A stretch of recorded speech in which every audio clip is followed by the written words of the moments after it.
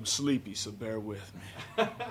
That's a pretty common theme around here, man. Yeah. Getting to sleep is a little tough. Past my bedtime. I think Dom, when he just pulled him right out of bed, like he was still like. Yeah, last week. Yeah, no, I'm It was funny. same. What was it to talk about? I mean, obviously, welcome back. We're all happy to see you again. All the fans are happy you're back.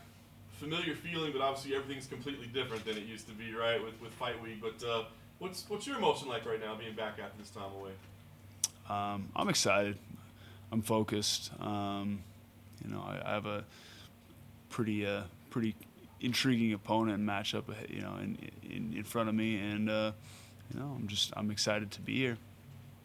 What ultimately got you to pull the trigger? I mean, I feel like along the way there may have been some questions about whether you wanted, like whether you still had the passion or wanted to do this. So what ultimately leading you in the direction to say, let's get back in there? I've continued to grow. Like, there's so much to learn. Even after having done this for over like 2 decades, I'm continuing to learn and grow as a fighter, and that's what pushes me. And to come out here and put my skills on display, the things that I've been learning, tested against other dudes in the cage. That's like that's what intrigues me. Obviously, this past year has been crazy, man. 2020. Did the pandemic change anything in terms of like you either wanting to do this or you? I don't know. Did it impact your life in any way that led you to this direction? No, I mean, like, I didn't. I've been trying to fight. Like, I was supposed to fight in December of last year, and I had a torn retina, so I had to get that taken care of. But I was all in. I had done almost a full training camp leading up to that fight, and then I couldn't fight, and I had to get that taken care of. So, no, I've been trying to fight. It's just things are what they are, and fights get booked quite a ways out, and I've been on a skid. Like, I'm not as consequential in the ratings or the rankings these days, so they're not chomping at the bit to throw me in to fight at the moment. So got to get a win under my belt to be a little bit more of a hot commodity. Well, maybe not as hot in terms of the rankings, but the fan support has been pretty amazing. Mm-hmm. Have you been able to experience that a little bit? I mean, I feel like people are talking about this fight as much as any fight on the card. Have you been able to soak that in a little bit? Well, yeah. There's always, I have great fans. I have an awesome fan base, and I have a lot of people reaching out to me and just excited that I'm coming back. Yeah.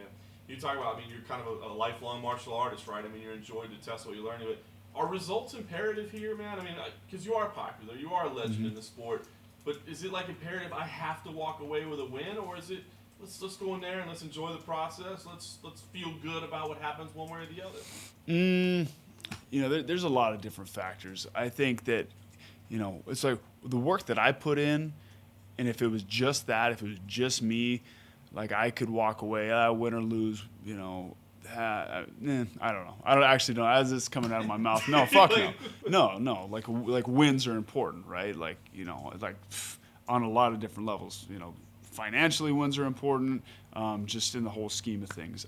But the bigger part of that is my camp puts in time with me. My coaches put in work. My training partners put in work. It's not just me, and so I'm kind of carrying all of their effort on my back. And so going in there and giving anything less than my best or coming up short, that sucks, because I feel like I'm letting everybody down. Yeah. You mentioned being intrigued by the matchup. I mean, so when they brought the name Court, did you get excited right away? I mean, a guy that's been in there for a long time as well. Did that fire you up? It's like, to be completely honest, like, I'm like, Court and I are pretty cool. And I was like, is there anybody else? But then about 5 minutes later, I'm like, you know what? Let's go make money. Like, it doesn't matter. This is work. That's awesome. Last thing for me, give me an idea. What's the ideal scenario in here, man? Is it to walk in and throw one punch and get back in the win column and walk out, or is it to go put on some kind of crazy battle that the fans love, that they're going to talk about for years? I mean, what's ideal here? What do you think, man? One punch and get out of there. Hey, that'd be awesome. I don't know I don't know. Like, but I like the easy way out. Sure. No, you want to put on the battle. No, I don't want to. I want to walk. I want to win. I want to get the finish one way or another. But how I think things are going to play out, I think it's going to be wild. Hey, mate, John just mentioned about putting on fights that people talk about for years and years. I know you spoke about this earlier this week, but obviously the Nick Diaz fight is something that probably gets thrown at you all the time. 125 Diaz and all that stuff. You mentioned you were interested in a rematch. Mm-hmm. As the winner of the first fight, why would you want to run it back? It's still an intriguing matchup. Like, just style wise, the first time around, it was kind of like a tactical challenge that we had to like. He's an interesting guy to figure out. So there's that. We also have the history. It'd be a big fight. If you fought him again, do you think there'd be some pressure from the fans to expect you to get rid of the tactical side and just get in there and sort of trade punches in the pocket with him almost? Yeah, maybe, but I'm gonna fight smart. I think I fought smart the first time, and hopefully, there'd be a more decisive outcome. Would you still throw spinning shit? Maybe. I don't know. Maybe it actually wasn't even that effective in that fight. He just complained about it. Yeah. Obviously, Nick's like social media and stuff like that for the past, I think, 5 years has been him in Vegas nightclubs, basically. Curious, don't know if you would know really, but if, in your opinion, what's worse for a fighter, taking 5 years off and drinking the whole time, or staying in there and taking punishment to the body in fights? Probably getting punched in the head for 5 years straight. To get in there and test And he was probably sparring the whole time, so just because he wasn't fighting competitively didn't mean he's not getting punched. So there's that. One of the themes in the last few interviews Dana's had is he has this quote talk with these fighters like Donald Cerrone and Diego Sanchez. I'm sure the two guys that you've known for a long time. So when you hear Dana White saying they need to pull them back and maybe have a talk about their future, what do you think about those comments? Yeah, that I get it. Yeah, I get it. I think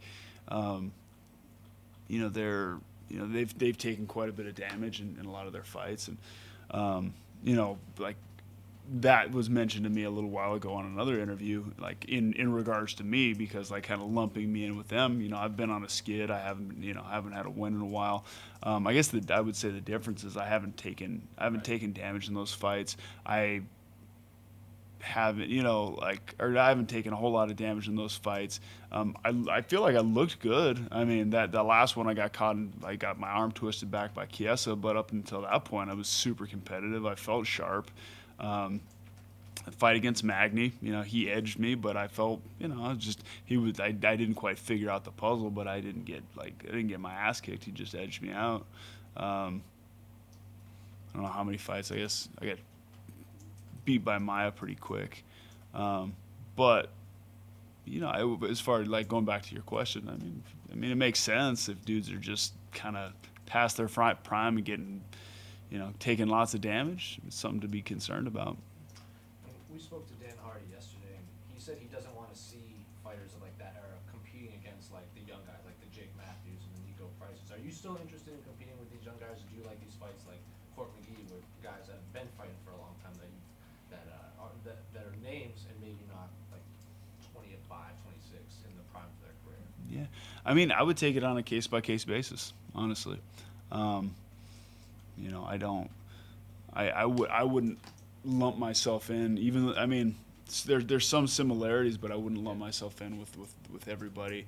I don't feel like I'm necessarily I'm not over the hill by any means. I think part of my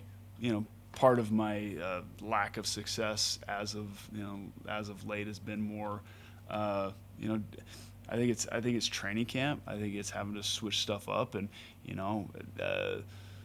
sometimes you have a formula for what's working, but things change and you have to switch it up. And I have been trying to do that. So, I think coming out, I think I'm going to show something pretty spectacular this weekend. Unrelated to you, but Dan also wants a veterans division. Mm-hmm. Super fights. What do you think of that idea? I don't think you necessarily need a division. I think that's what you have a matchmaker for, right? Right. Just to make fights that make sense. And yeah. Yeah, Tim Connor's saving Good.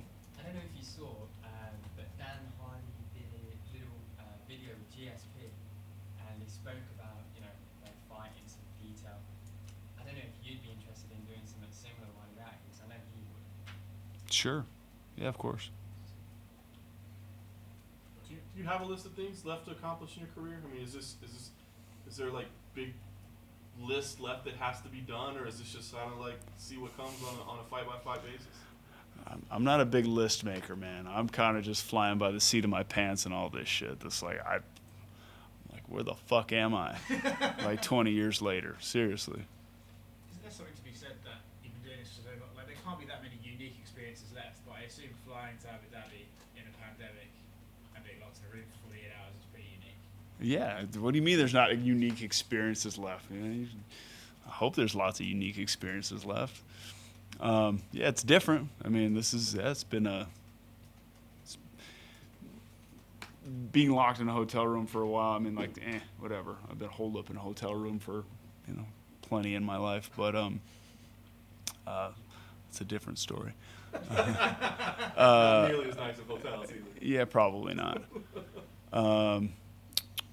But yeah, but coming out here and doing like the whole Fight Island thing is definitely, it's different. I mean, it's like, like 9-year-old me would be super stoked about coming out to some island to fight on, to fight somebody. Like this is almost like the Jean-Claude Van Damme movies, 100%. I feel like at this point in your career, everyone's sort of, they talk to you in this tone of, as if they're expecting you to wind it down any day now. And I know that's something you thought about before, but have you thought about if you could script the perfect way for you to retire, to walk away? Do you have an idea in your mind what that looks like? I don't, but I want to go out and, I want to end on a high note for sure. Like, I don't know, I haven't won a fight since, yeah, it's been a while. 2015, it's like 5 years. So, it'd be nice to get some wins and put on some good shows and have some fun, like do some spectacular shit.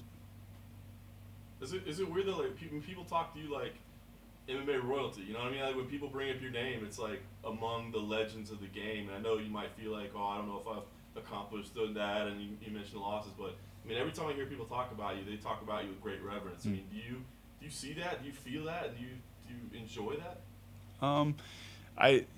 What's cool is like watching up and coming fighters like at the gym, and they kind of have that. But what I really like about that is like I have something to share with folks like that. I see it more, because fans are, it's cool coming from fans, but what really like it resonates is coming from the younger fighters.